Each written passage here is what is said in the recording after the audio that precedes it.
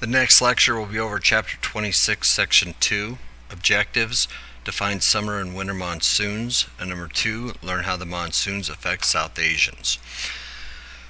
What we're looking at today is we're looking at summer and winter wind systems. The annual cycle of extreme weather patterns makes life difficult in these Asian countries. The monsoon is a wind system, not a rainstorm, and what you have is two distinct monsoon seasons. The summer monsoon, what it's going to do, it's going to blow moist air from the southwest across the Indian Ocean. It blows through June through September, and it causes rainstorms and flooding.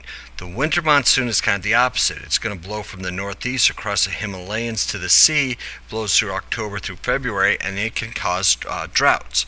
Now, the physical impact, the summer monsoons can actually be quite nourishing. It's going to kind of fall into the rainforest, irrigate the crops. Floodwaters are going to bring rich sediment to the soil, but it can also damage the crops. Cyclones are common with the summer monsoons. In North America, we call them hurricanes, but it can cause flooding, widespread destruction. 1970 Bangladesh cyclone killed about 300,000 people, but the winter monsoons are just as bad. They can cause a drought that can turn lush lands into arid wastelands, which causes a lot of problems in this area. What's the economic impact? Floods, droughts can make agriculture very difficult.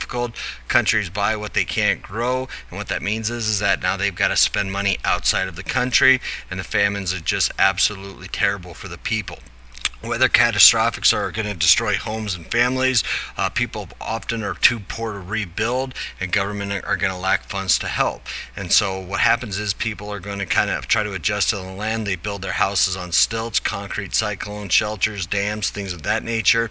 The region gets international aid, billions of dollars of loans, but it doesn't really help out very much. And so what we see is that these disasters come through, and it just kind of scratching the surface, and then they're going to accrue debt during this time. Also, the weather conditions can also cause political disputes. For example, India is going to build the Farrakhan Dam, which across the Ganges, which is before it enters the Bangladesh. And what happens is that India wants to bring the water to the city of Calcutta, and the dams and levees are going to leave little water for Bangladesh. Many of the Bangladesh farmers then lose their land, and then they're illegally going to flee to India looking for work. This dispute is going to be settled in 1997 with the treaties really showing exactly where the water and who has the water rights and so on and so forth.